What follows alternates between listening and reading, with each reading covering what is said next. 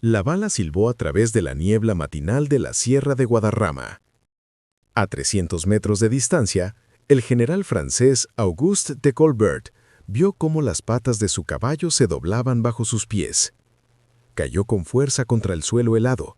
La confusión lo inundó antes que el dolor. Imposible. Su caballería aún estaba a 300 metros de la línea española. Los mosquetes estándar no podían alcanzar un granero a esa distancia. Otro silbido. La cabeza de su ayudante se echó hacia atrás y una niebla carmesí flotó en el aire de enero. Luego otro, y otro, y otro. En 60 segundos, 17 soldados de caballería franceses yacían muertos o moribundos, asesinados por un enemigo que ni siquiera podían ver con claridad a través de la niebla de la mañana. ¡Por Dios! ¿Con qué disparan?, exclamó Colbert, agarrándose el hombro destrozado. Estaba a punto de descubrir el arma que los comandantes militares franceses habían estado ridiculizando durante meses, llamándola un juguete de campesinos y desesperación española.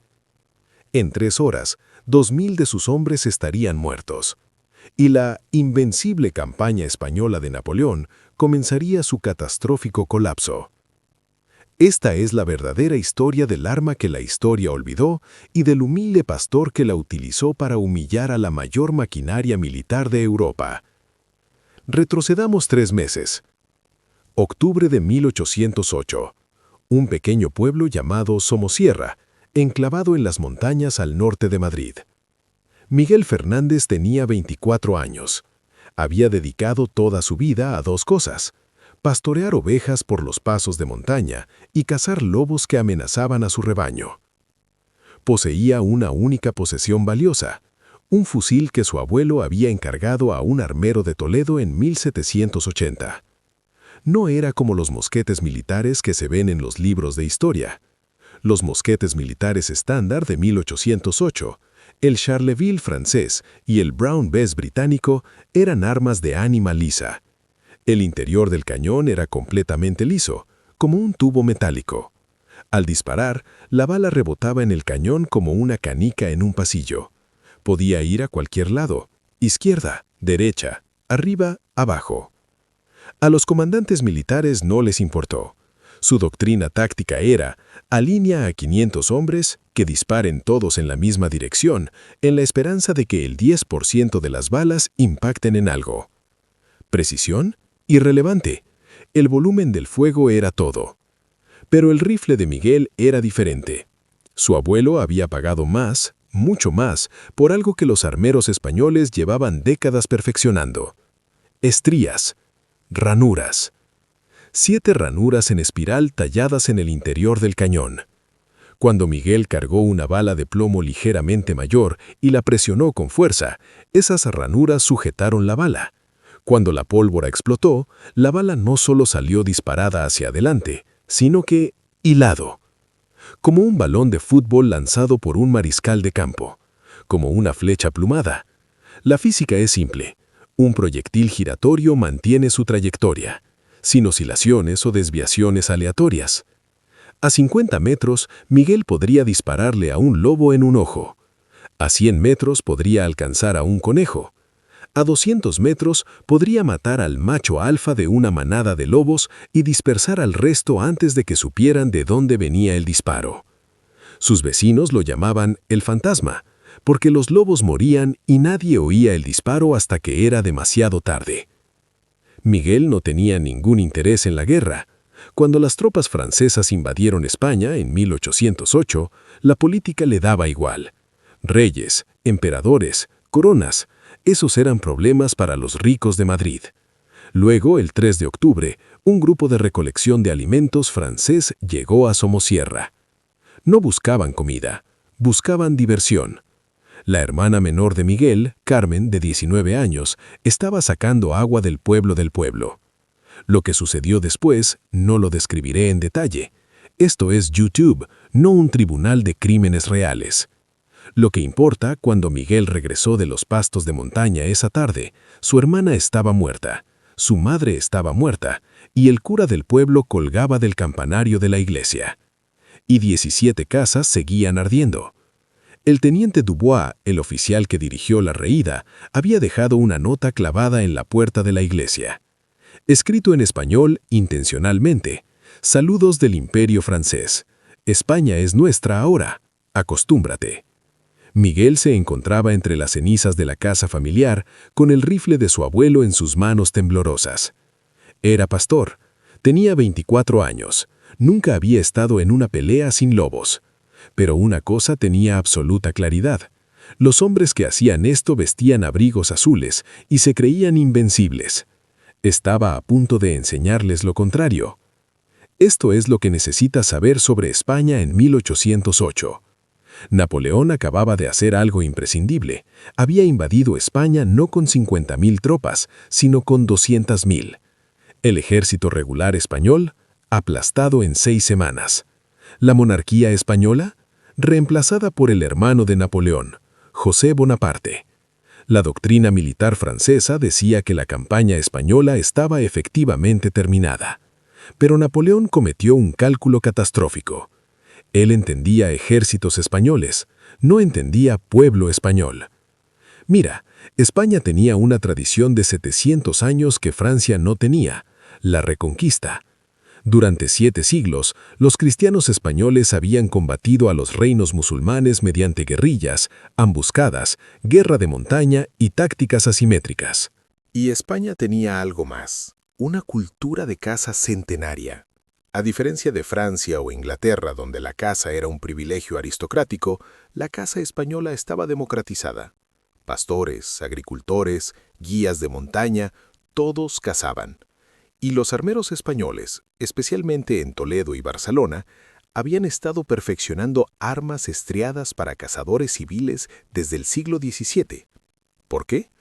Los cazadores españoles rastreaban lobos, osos y jabalíes por las montañas, donde solo había un disparo. Si fallabas, el animal desaparecía en un terreno insólito. Así que los armeros españoles desarrollaron rifles, carabinas rayadas, que podía matar a distancias que los comandantes militares franceses consideraban imposibles. Miguel llegó a Madrid el 7 de octubre de 1808. Encontró una ciudad preparándose para el asedio. Los líderes de la resistencia española se estaban organizando.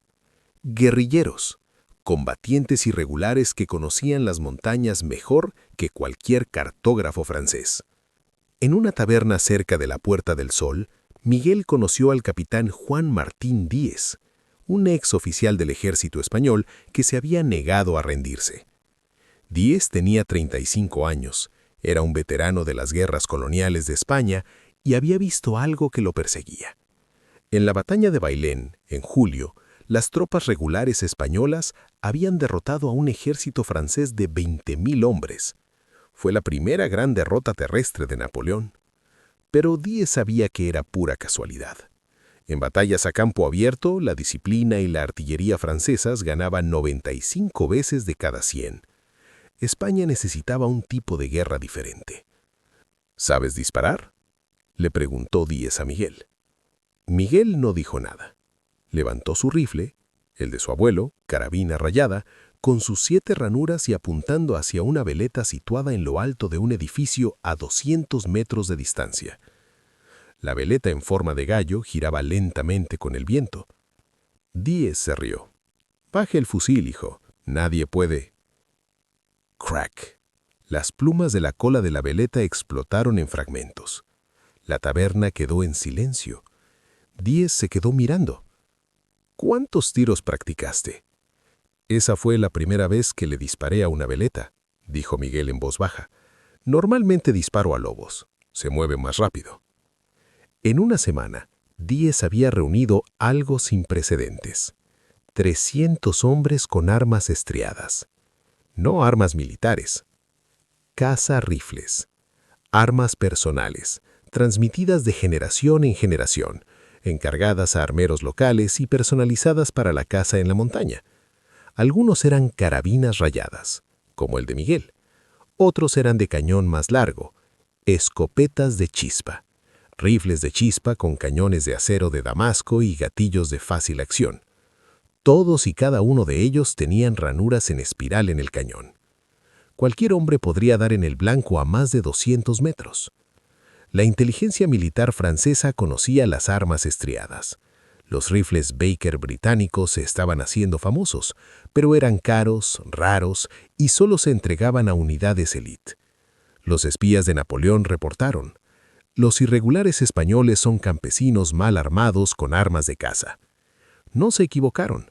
Simplemente no entendían que las armas de caza españolas eran tecnológicamente superiores a los mosquetes militares franceses y los hombres que las manejaban estaban practicando desde la infancia. La estrategia de 10 era sencilla. Los franceses luchan en formación, enormes líneas de hombres, hombro con hombro, disparando en voleas. Su táctica es pararse a 50 metros de distancia, dispararse 500 balas entre sí. Quien tenga más hombres de pie, gana. No vamos a pelear de esa manera. Nos mantendremos a 300 metros de distancia, donde sus mosquetes no nos puedan tocar, y mataremos a sus oficiales uno por uno. Sin oficiales, sin coordinación. Sin coordinación, no hay formación. Sin formación, no hay ejército francés. Fue el equivalente en 1808 de una startup revolucionando a una compañía Fortune 500. Los franceses habían perfeccionado la guerra de la era industrial, estandarización, volumen, soldados reemplazables.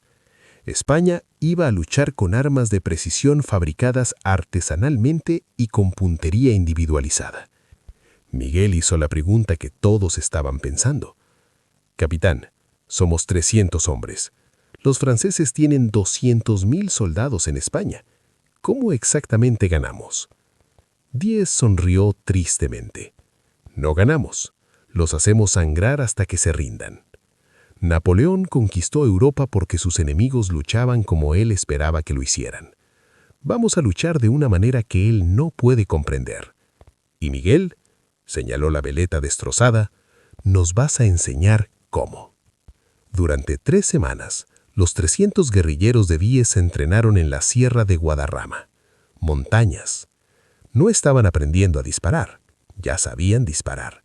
Estaban aprendiendo a desaparecer. Conoce a Rafael Sánchez, 42 años, ex pastor, veterano de la Casa del Lince Ibérico en las Sierras Extremeñas.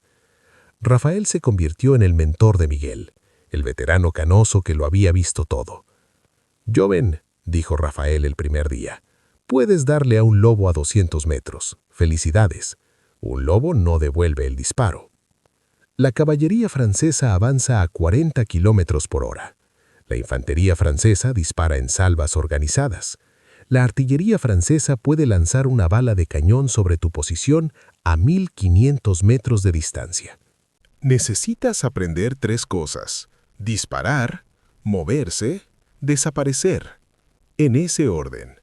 Rápido. El régimen de entrenamiento fue brutal. Ejercicio 1. Precisión cronometrada. Carga tu rifle, dale a un blanco a 250 metros, recarga, dale a otro blanco, recarga, dale a un tercer blanco. Límite de tiempo, 90 segundos para las 3 tomas. Primer intento de Miguel, 2 minutos y 40 segundos. 2 aciertos, 1 fallo. Falló 23 veces en 4 días. Tenía las manos ampolladas de tanto meter balas de plomo en el cañón. Tenía el hombro magullado por el retroceso del rifle. El quinto día, completó el ejercicio en 86 segundos. 3 hits. Rafael gruñó en señal de aprobación. Aceptable. En batalla, no tendrás 90 segundos. Tendrás 30 antes de que la caballería francesa acorte la distancia. Dispara a un objetivo. En 15 segundos, corre 50 metros hasta una nueva posición, vuelve a disparar. ¿Por qué? Porque en el momento en que disparas, revelas tu posición. El humo de la pólvora negra flota en el aire como una bengala. Doctrina francesa: cuando veas humo de cañón, concentra la artillería en esa posición. Doctrina española: cuando los franceses te atacan, ya te has ido. Escóndete en terreno donde los exploradores enemigos puedan caminar a 10 metros sin verte. Utiliza rocas, pinceles, sombras y elevación. 10 enviaba guerrilleros francófonos que hacían de exploradores enemigos a buscar fusileros escondidos. Si te detectaron, fracasaste. Miguel falló 8 veces. En su 9º intento, un explorador francés le pisó la mano y todavía no lo vio enterrado entre la maleza y la sombra. Pero el entrenamiento más duro no fue el físico, fue psicológico. El 15 de noviembre, Diez reunió a los 300 hombres. «Van a matar hombres», dijo sin rodeos. «No lobos, no blancos, hombres con familias, con nombres, con madres esperándolos en Francia». Algunos dudarán, pensarán, es solo un soldado que cumple órdenes. Seamos claros, en cuanto dudas, mueres. Y peor aún, mueren los hombres a tu lado. Los franceses no tuvieron piedad en Somosierra, Toledo, ni Badajoz. Violaron, quemaron y ejecutaron a civiles por pura diversión. No son asesinos, son verdugos. Hay una diferencia. Esa noche, Miguel no pudo dormir. Seguía viendo la cara de su hermana. Rafael lo encontró sentado solo, mirando su rifle. «¿Lo pensaste 2 veces?», preguntó Rafael. «Sigo pensando», dijo Miguel, en voz baja. «¿Y si el soldado francés que mate tiene una hermana? ¿Y si está esperando a que vuelva a casa?». Rafael se sentó. Largo silencio. «¿Sabes en qué pienso?», dijo Rafael finalmente. «Pienso en el teniente francés Dubois, escribiendo aquella nota: España ya es nuestra. Acostúmbrate». Ese hombre creía que podía matar a su familia y no enfrentar ninguna consecuencia. Creía que España estaba derrotada. ¿Sabes qué le hace cambiar de opinión? Ni la diplomacia, ni las negociaciones.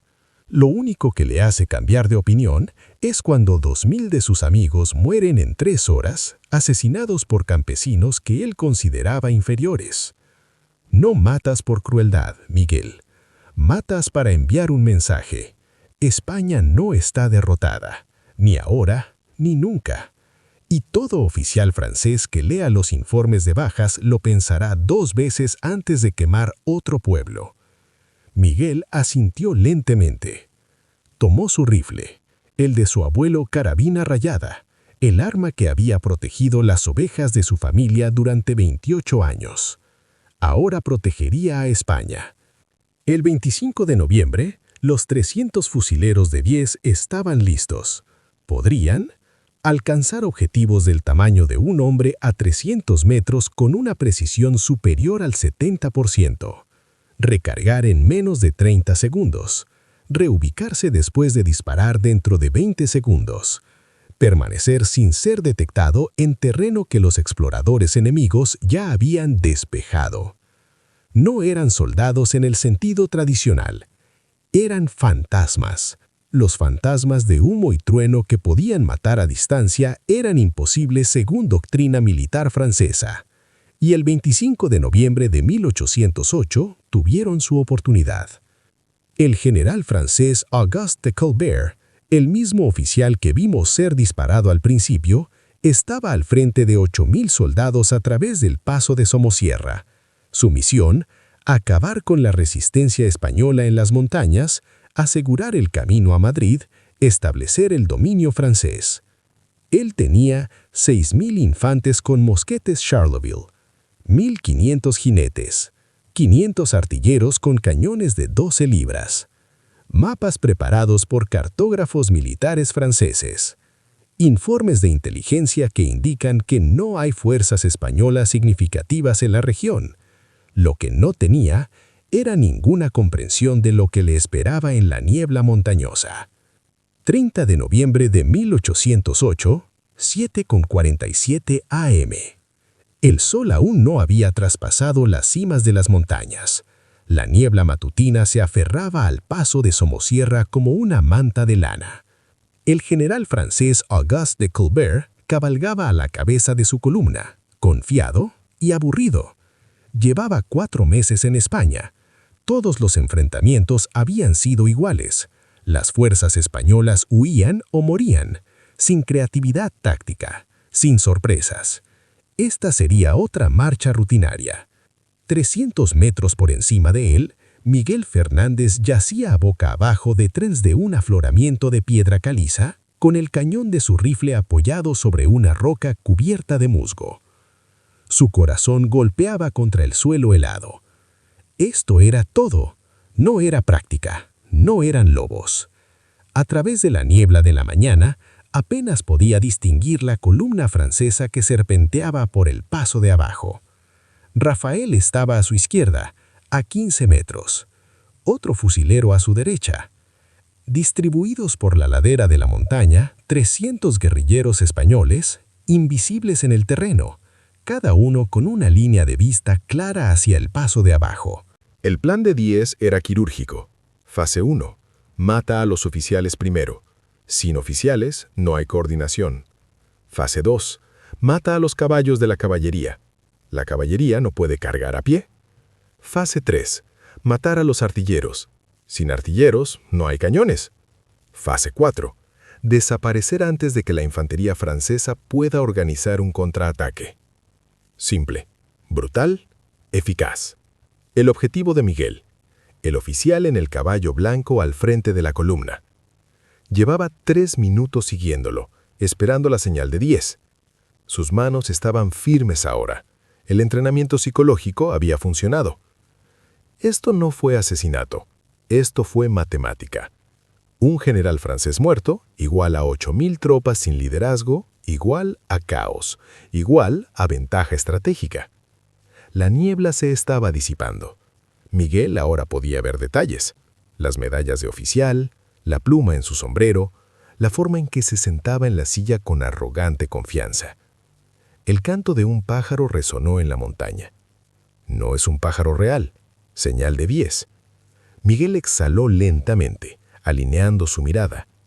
La física era simple. 300 metros, ángulo cuesta abajo, ajuste según la deriva del viento, avance ligeramente hacia el objetivo para moverse. Había realizado este tiro 1000 veces en la práctica, pero nunca a un hombre. Su dedo tocó el gatillo. El rostro de Carmen le vino a la mente. El pueblo en llamas, la nota en la puerta de la iglesia. Él apretó. La bala silbó en el aire de la mañana. El caballo del general Colbert se desplomó a mitad del paso, y sus patas delanteras se doblaron. Colbert cayó al suelo con fuerza y su hombro quedó destrozado por una bala de plomo de calibre .070 que se desplazaba a 1200 pies por segundo. Él no entendió lo que pasó. Los mosquetes españoles estándar no podían alcanzar objetivos a esta distancia. Entonces, la montaña entró en erupción. 300 rifles disparados en un lapso de 5 segundos. El sonido se extendió por el paso como una tormenta eléctrica, no una única descarga, sino una cascada de disparos individuales. A cada guerrillero se le había asignado un objetivo específico: oficiales, soldados de caballería, personal de artillería. El resultado fue catastrófico. En los primeros 60 segundos, 47 oficiales franceses muertos o heridos, 93 caballos de caballería caídos, arrojando a los jinetes al caos, 12 caballeros de artillería muertos antes de que pudieran alcanzar sus cañones, 0 bajas españolas. Estaban a 300 metros, fuera de alcance. Las tropas francesas entraron en pánico. Habían sido entrenadas para batallas en campo abierto, alinearse, disparar ráfagas, avanzar, pero no había ninguna línea enemiga a la que disparar. Solo fantasmas invisibles en las montañas, matando con precisión quirúrgica. «Formad en cuadrado», gritó un capitán francés. Sus hombres comenzaron a obedecer. La defensa estándar contra las cargas de caballería. Era completamente inútil contra los fusileros. Otro silbido, la cabeza del capitán se echó hacia atrás. Miguel recargó. Vierte la pólvora por el cañón, embiste la bala remendada, ceba el depósito, amartilla el percutor. 28 segundos. Apuntó a un sargento francés que intentaba organizar una descarga de mosquetes. Disparó. El sargento se desplomó. Recarga, dispara, recarga, dispara. Ahora era mecánico, sin emoción, solo matemática. Cada disparo eliminó un nodo de liderazgo de la estructura organizativa francesa. Los franceses finalmente organizaron un contraataque. Un teniente coronel, ahora el oficial de mayor rango con vida, ordenó a su infantería a cargar contra las laderas de la montaña. Fue exactamente lo que Díez había predicho. Infantería francesa, portando mochilas de 60 libras y mosquetes a ánima lisa tratando de escalar terreno empinado y rocoso mientras recibían disparos de enemigos que no podían ver. Avanzaron 50 metros antes de que el fuego fulminante los obligara a retroceder. Mientras tanto, Miguel y su sección ejecutaron la fase 2 del plan. Disparar, reubicarse, desaparecer. En el momento en que las tropas francesas comenzaron a ascender hacia su posición, los guerrilleros se integraron al terreno. Cuando los soldados franceses llegaron al afloramiento de caliza desde donde Miguel estaba disparando, él ya estaba a 200 metros de distancia, detrás de una formación rocosa diferente, preparándose para su siguiente disparo. Los franceses no encontraron nada más que casquillos de bala vacíos y residuo de zumo. Fantasmas. Durante 90 minutos, el patrón se repitió. Los fusileros españoles disparaban desde posiciones ocultas. Las tropas francesas cargaban. Los guerrilleros españoles se reubicaban antes de la llegada de los soldados franceses. Los franceses luchaban contra sombras. Y las bajas aumentaron. A las 8:30 am, 340 soldados franceses muertos, 580 heridos, 12 oficiales muertos, 0 cañones disparados, toda la tripulación de artillería muerta, bajas españolas, 11 heridos, 0 muertos. A las 9:47 am, los franceses se escaparon. No fue una retirada organizada, fue una derrota. Los soldados abandonaron el equipo, arrojaron las armas y corrieron de regreso por el paso. Los oficiales intentaron detenerlos, fracasaron. El impacto psicológico fue devastador. Las tropas invencibles de Napoleón habían sido derrotadas por campesinos que ni siquiera podían ver. A las 9 am, el paso quedó en silencio. Miguel se levantó de su posición, el cañón de su rifle lo suficientemente caliente como para quemar la piel. A su alrededor, otros guerrilleros emergían de las rocas como fantasmas que se volvían sólidos. Rafael se acercó con el rostro sombrío. «¿Cuántos disparos?» «17», dijo Miguel en voz baja. 14 éxitos. ¿Oficiales? Todos los oficiales. Rafael asintió. Hiciste lo que era necesario. Díez reclutó a sus 300 hombres. Caballeros, dijo mientras contemplaba la carnicería que se desarrollaba allí abajo. Acaban de demostrar algo que los franceses nunca admitirán. La tecnología y el entrenamiento superan a los números y a la arrogancia. Pero aún no hemos terminado. Esta fue una columna, una batalla. Hay 200.000 tropas francesas en España. Solo les enseñamos que existimos. Ahora les enseñamos que estamos en todas partes. Miguel Fernández, Rafael Sánchez, Juan Martín Díez. Olvidarás estos nombres en 5 minutos. Pero si no le das a me gusta, si no te suscribes, el algoritmo de YouTube también se olvidará. Decidirá que no vale la pena mostrar esta historia a otros. Tu elección: mantener con vida a estos guerreros olvidados o dejarlos desaparecer para siempre. Aquí está el trato. Un me gusta igual a un saludo a los guerreros que la historia olvidó. Cada me gusta le dice a YouTube: esto importa, muéstralo a más personas. Suscríbete para no perderte nunca estas historias enterradas. El siguiente video revela lo que sucedió cuando la táctica de Miguel se extendió por toda España y la respuesta de Napoleón que conmocionó a toda Europa. Comenta saludo si crees que merecen ser recordados. Leo todos los comentarios. Si llegamos a los 2000 comentarios de salud, publicaré la segunda parte la semana que viene en lugar del mes que viene. Y esto es lo que los libros de historia no te dirán. El ejército francés intentó ocultar los informes sobre esta batalla. ¿Por qué? Porque demostró que toda su doctrina militar estaba obsoleta. No querían que sus enemigos supieran que los rifles de precisión podían derrotar a formaciones masivas de mosquetes. Pero los guerrilleros españoles difundieron el mensaje por toda Europa. Los observadores militares británicos lo documentaron. Los estrategas prusianos lo estudiaron. Esta batalla, aquí mismo, cambió la forma en que se libraron las guerras durante los siguientes 100 años. Y casi nunca has oído hablar de ello. Última oportunidad. Me gusta, suscríbete y comenta saludo. Si no puedes hacer esas 3 cosas, no te consideres un guerrero de la historia. Miguel sangró en esas montañas. ¿Ni siquiera puedes tocar la pantalla? Continuemos. 1 de diciembre de 1808. Cuartel General Militar Francés, Madrid. El general Jean-Baptiste Bessières, el principal comandante de Napoleón en España, leyó el informe de bajas del paso de Somosierra 3 veces. Él no lo creyó. ¿2.000 bajas? ¿Contra tropas irregulares españolas? Debe ser una exageración.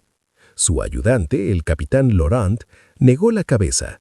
Señor, entrevisté a supervivientes. El informe es preciso. Quizás se queda corto.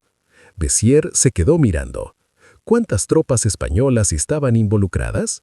Estimación aproximada, 300, posiblemente menos. ¿Artillería? Ninguna. ¿Caballería? Ninguna. Entonces, ¿cómo? Rifles, señor, interrumpió Laurent. No mosquetes, sino rifles. Mataban a nuestros oficiales a 300 metros. Nuestros hombres ni siquiera podían devolver fuego a esa distancia. Bessières sintió un miedo gélido subirle al estómago. Había pasado su carrera perfeccionando la guerra napoleónica. Densas formaciones de infantería, descargas masivas de mosquetes, cargas de caballería, bombardeos de artillería. Había conquistado Europa y acababa de quedar obsoleto gracias a cazadores españoles con armas fabricadas artesanalmente.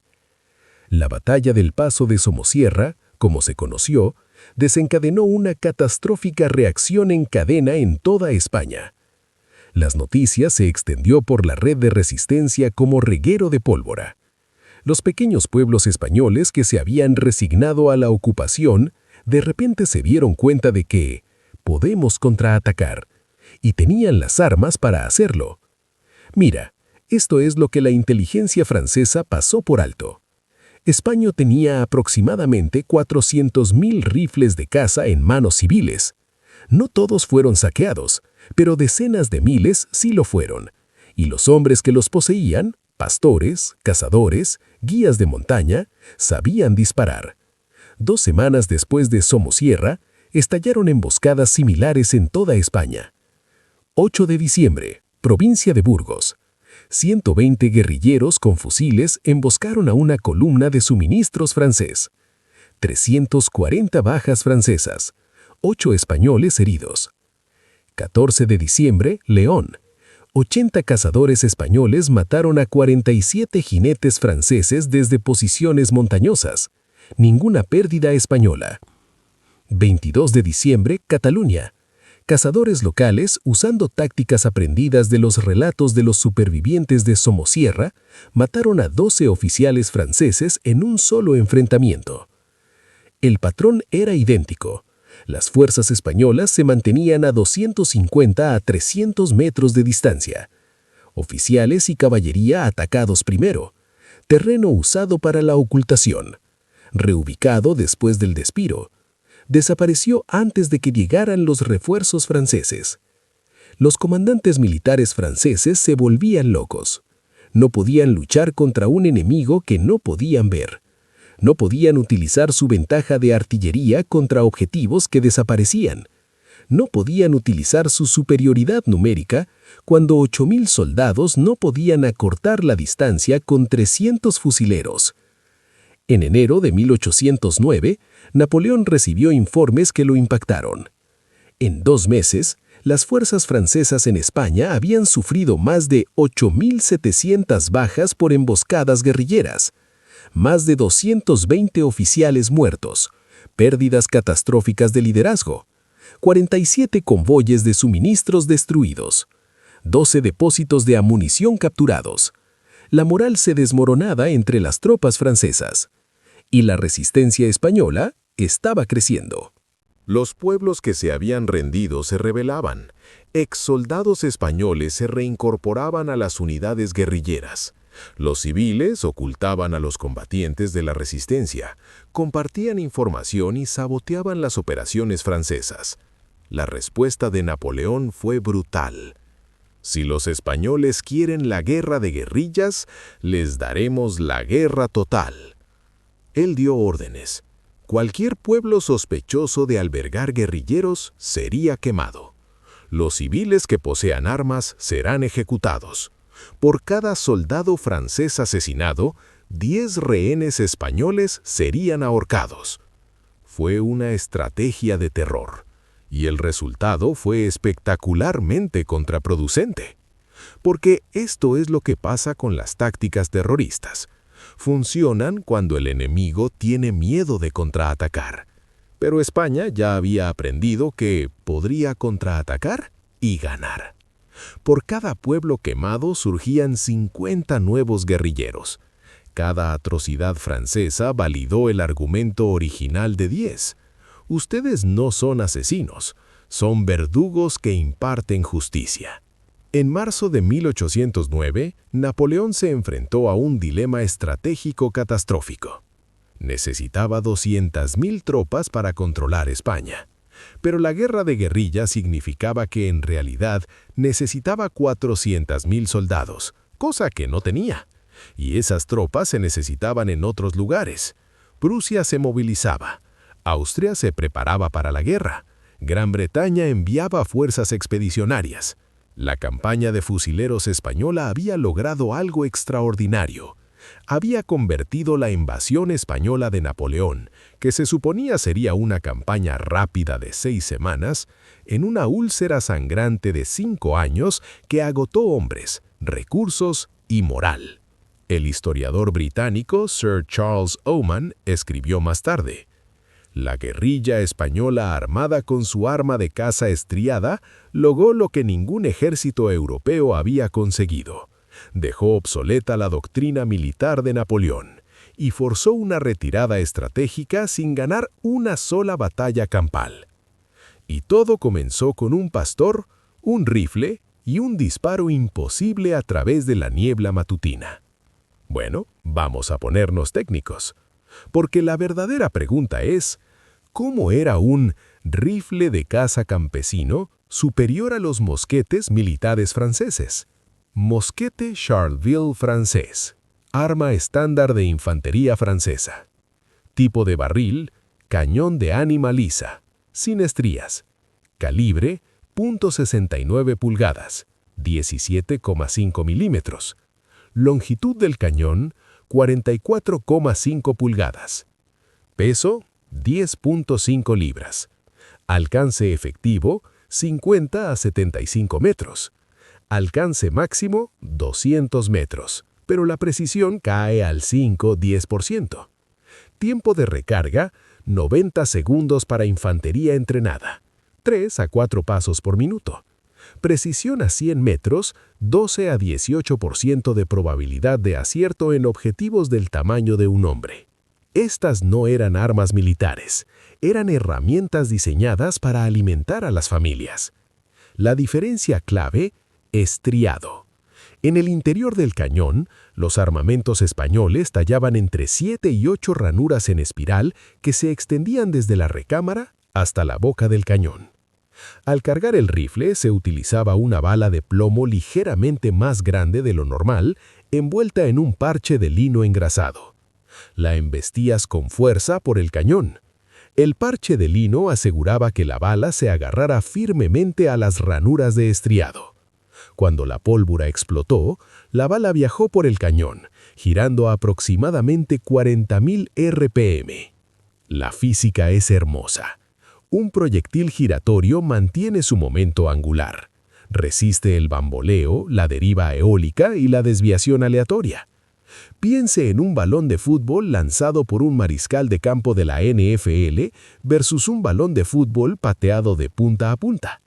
El lanzamiento en espiral va justo donde se esperaba. El balón pateado cae de forma impredecible. Es el mismo principio. Una bala de mosquete de ánima lisa rueda a través del aire como si fuera un balón de fútbol pateado. Una bala estriada gira como una espiral arrojada. Pero aquí está el detalle crítico. Los comandantes militares franceses sabían del estriado. Los rifles Baker británicos, introducidos en 1801, usaban estriados. Rifles cazador alemán usaban estriados. Entonces, ¿por qué los franceses no adoptaron mosquetes estriados? 3 razones. Razón 1. Costo. Para tallar ranuras en espiral en un barril, se necesitaban artesanos expertos y 3 a 4 veces más tiempo de fabricación. Fabricar un mosquete Charleville costaba 8 francos. Un arma estriada costaba más de 30 francos. Multiplica eso por 200.000. Económicamente imposible. Razón 2. Velocidad de recarga. Mosquetes de ánima lisa, deja caer una bala de menor tamaño por el cañón. Cae libremente, recarga rápida. Armas estriadas, embiste con fuerza una bala de gran tamaño por el cañón. La bala debe agarrarse a las ranuras, recarga más lenta. La doctrina francesa priorizaba la velocidad. 3 descargas de mosquete por minuto ganan batallas. El plan de Díez era quirúrgico. Fase 1. Mata a los oficiales primero. Sin oficiales, no hay coordinación. Fase 2. Mata a los caballos de la caballería. La caballería no puede cargar a pie. Fase 3. Matar a los artilleros. Sin artilleros, no hay cañones. Fase 4. Desaparecer antes de que la infantería francesa pueda organizar un contraataque. Simple, brutal, eficaz. El objetivo de Miguel, el oficial en el caballo blanco al frente de la columna. Llevaba 3 minutos siguiéndolo, esperando la señal de Díez. Sus manos estaban firmes ahora. El entrenamiento psicológico había funcionado. Esto no fue asesinato, esto fue matemática. Un general francés muerto, igual 8.000 tropas sin liderazgo, igual caos, igual ventaja estratégica. La niebla se estaba disipando. Miguel ahora podía ver detalles, las medallas de oficial, la pluma en su sombrero, la forma en que se sentaba en la silla con arrogante confianza. El canto de un pájaro resonó en la montaña. No es un pájaro real, señal de Díez. Miguel exhaló lentamente, alineando su mirada. La física era simple. 300 metros, ángulo cuesta abajo, ajuste según la deriva del viento, avance ligeramente hacia el objetivo para moverse. Había realizado este tiro 1000 veces en la práctica, pero nunca a un hombre. Su dedo tocó el gatillo. El rostro de Carmen le vino a la mente, el pueblo en llamas, la nota en la puerta de la iglesia. Él apretó. La bala cisbó en el aire de la mañana. El caballo del general Colbert se desplomó a mitad del paso y sus patas delanteras se doblaron. Colbert cayó al suelo con fuerza y su hombro quedó destrozado por una bala de plomo de calibre .70 que se desplazaba a 1200 pies por segundo. Él no entendió lo que pasó. Los mosquetes españoles estándar no podían alcanzar objetivos a esta distancia. Entonces, la montaña entró en erupción. 300 rifles disparados en un lapso de 5 segundos. El sonido se extendió por el paso como una tormenta eléctrica, no una única descarga, sino una cascada de disparos individuales. A cada guerrillero se le había asignado un objetivo específico: oficiales, soldados de caballería, personal de artillería. El resultado fue catastrófico. En los primeros 60 segundos, 47 oficiales franceses muertos o heridos, 93 caballos de caballería caídos, arrojando a los jinetes al caos. 12 tripulantes de artillería murieron antes de que pudieran alcanzar sus cañones. 0 bajas españolas. Estaban a 300 metros, fuera de alcance. Las tropas francesas entraron en pánico. Habían sido entrenadas para batallas a campo abierto, alinearse, disparar ráfagas, avanzar. Pero no había ninguna línea enemiga a la que disparar. solo fantasmas invisibles en las montañas, matando con precisión quirúrgica. «Entrad en forma de cuadro», gritó un capitán francés. Sus hombres comenzaron a obedecer. La defensa estándar contra las cargas de caballería era completamente inútil contra los fusileros. Otro silbido. La cabeza del capitán se echó atrás. Miguel recargó. Vierte la pólvora por el cañón, embiste la bala remendada, ceba el depósito y amartilla el percutor. 28 segundos. Apuntó a un sargento francés que intentaba organizar una descarga de mosquetes. Disparó. El sargento se desplomó. Recarga, dispara, recarga, dispara. Ahora era mecánico, sin emoción, solo matemáticas. Cada disparo eliminaba un nodo de liderazgo de la estructura organizativa francesa. Los franceses finalmente organizaron un contraataque. Un teniente coronel, ahora el oficial de mayor rango con vida, ordenó a su infantería a cargar contra las laderas de la montaña. Era exactamente lo que Díez había predicho. Infantería francesa, portando mochilas de 60 libras y mosquetes de ánima lisa, tratando de escalar terreno empenado y rocoso mientras recibían disparos de enemigos que no podían ver. Avanzaron 50 metros antes de que el fuego fulminante los obligara a retroceder. Mientras tanto, Miguel y su sección ejecutaron la fase 2 del plan: disparar, reubicarse, desaparecer. En el momento en que las tropas francesas comenzaron a ascender hacia su posición, los guerrilleros se integraban al terreno. Cuando los soldados franceses llegaron al afloramiento de caliza desde donde Miguel había estado disparando, él ya estaba a 200 metros de distancia, detrás de una formación rocosa diferente, preparándose para su siguiente disparo. Los franceses no encontraron nada más que casquillos de bala vacíos y residuos de humo. Fantasmas. Durante 90 minutos, el patrón se repitió.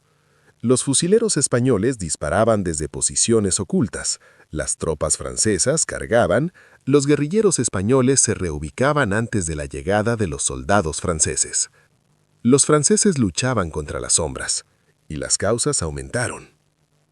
A las 8:30 de la mañana, 340 soldados franceses muertos o moridos, 580 heridos, 12 oficiales muertos, 0 cañones disparados, toda la tripulación de artillería muerta.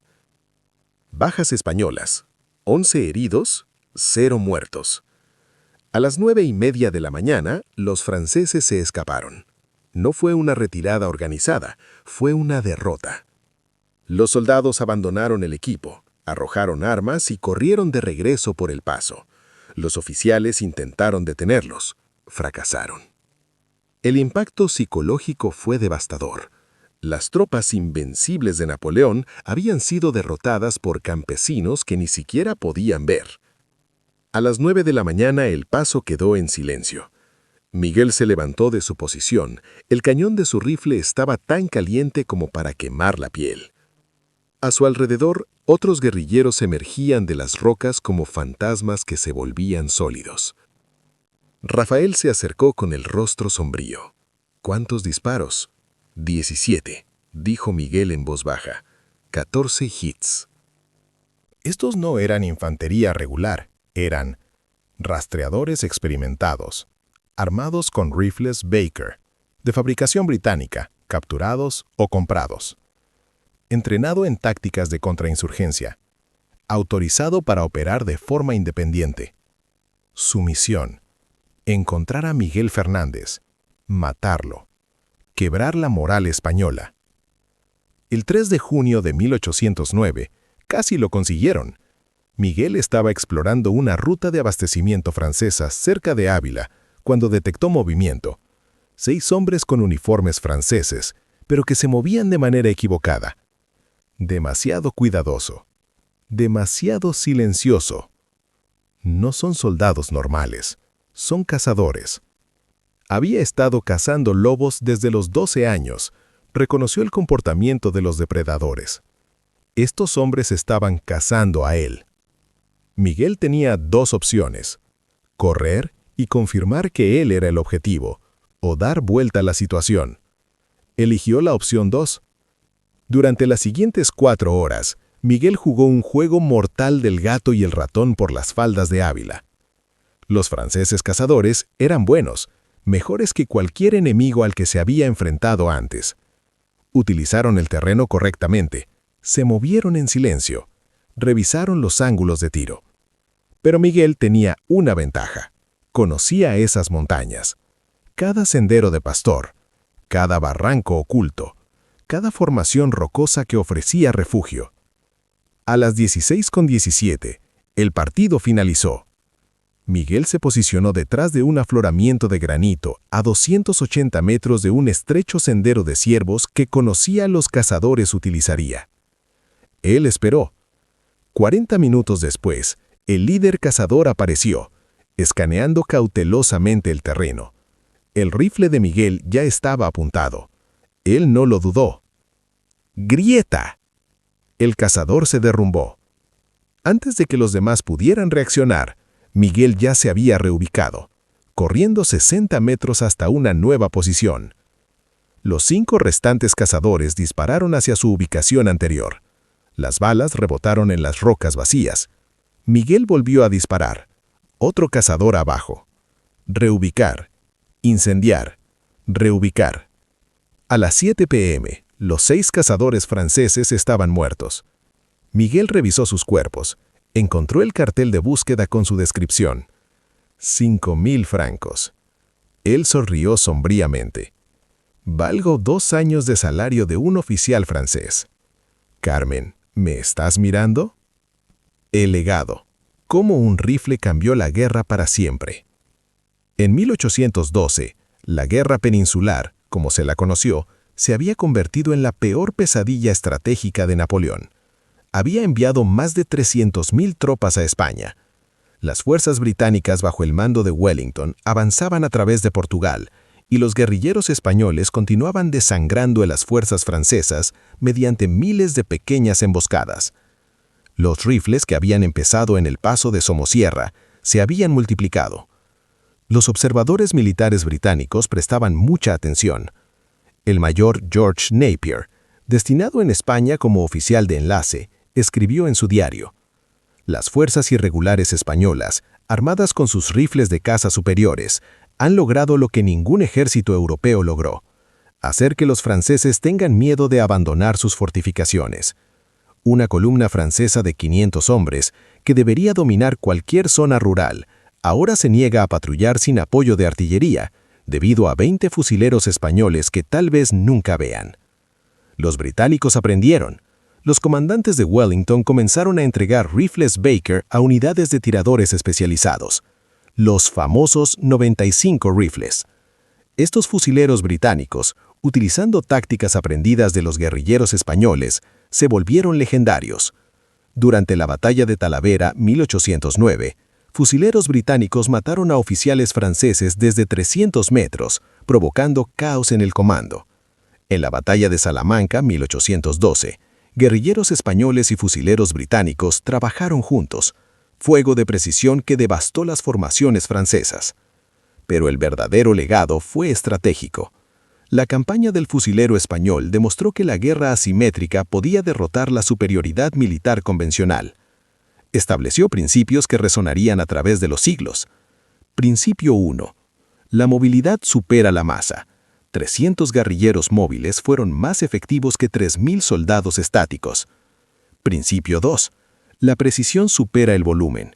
Un solo cierto disparo que mata a un oficial es más valioso que 100 disparos fallidos. Principio 3. El conocimiento del terreno supera la tecnología.